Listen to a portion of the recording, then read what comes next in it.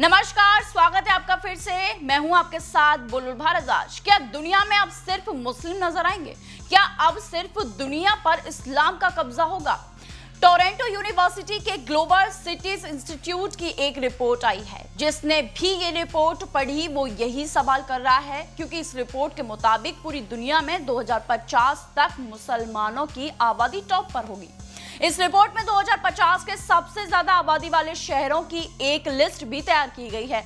इस लिस्ट में ये बताने की कोशिश की गई है कि 26 साल में क्या बड़ा बदलाव देखने के लिए मिलेगा। इस्लाम दुनिया में दूसरा सबसे बड़ा धर्म है। कई रिपोर्ट्स में ऐसा कहा गया है कि दुनिया में सबसे तेजी से इस्लाम धर्म फैल रहा है और 2050 तक मुसलमानों की आबादी टॉप पर होगी।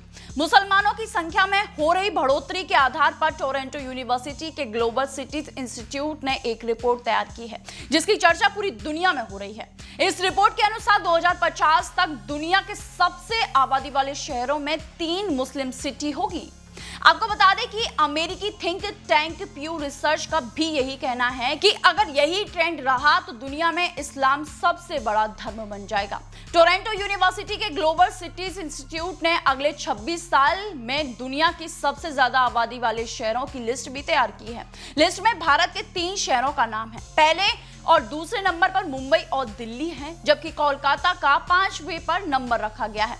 इस समय जापान का टोक्यो दुनिया का सबसे बड़ी आबादी वाला शहर बना हुआ है, लेकिन 2050 में इस लिस्ट में मुंबई टॉप पर होगा, जबकि दिल्ली दूसरे नंबर पर होगा। फिलहाल मुंबई 9वां सबसे ज्यादा आबादी वाला शहर है, जबकि दिल्ली अभी भी दूसरे नंबर पर ही है। वहीं कोलकाता 17वें नंबर पर है। आबादी के मामले में 2050 तक टोक्यो 7वें नंबर पर आ जाएगा। 2050 की सबसे बड़ी आबादी वाले शहरों की लिस्ट में तीसरे नंबर पर बांग्लादेश का ढाका, चौथे पर democratic Republic of the Congo का किनशासा, 5वें नंबर पर कोलकाता, 6ठे पर नाइजीरिया का लागोस, 8वें पर पाकिस्तान का कराची, 9वें पर अमेरिका का न्यूयॉर्क शहर और मैक्सिको की मैक्सिको सिटी 10वें नंबर पर होगी।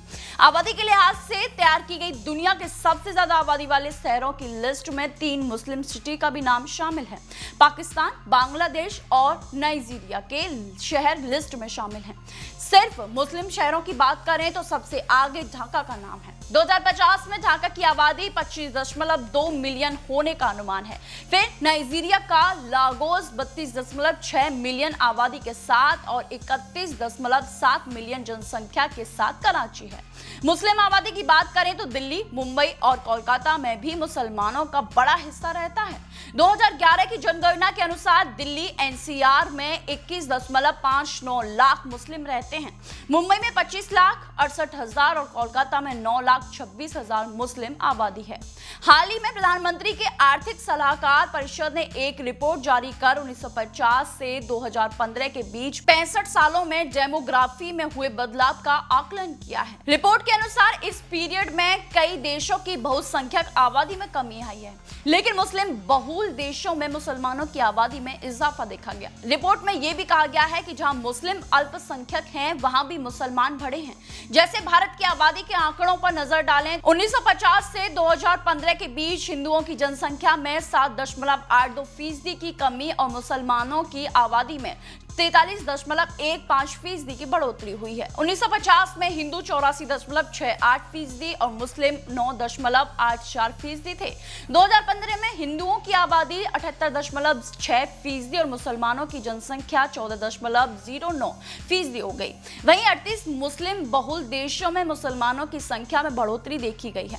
मोदी सरकार लगातार जिस जनसंख्या जिहाद की बात कर रहा है, ये रिपोर्ट उस पर मोहर लगा रही है। विपक्ष भले ही आंख बंद करके इस तरह की रिपोर्ट और जनसंख्या जिहाद को नकारता रहे, लेकिन वो भी इसे लेकर चिंतित है। लेकिन वोट बैंक की पॉलिटिक्स ने उनका मुंह बंद कर रखा है। आपकी इस पर क्या राय है, हमें कमेंट्स बॉक्स में जरूर बताइएगा। ऐसी तमाम खबरों के लिए बने रहिए हमारे साथ। नमस्कार।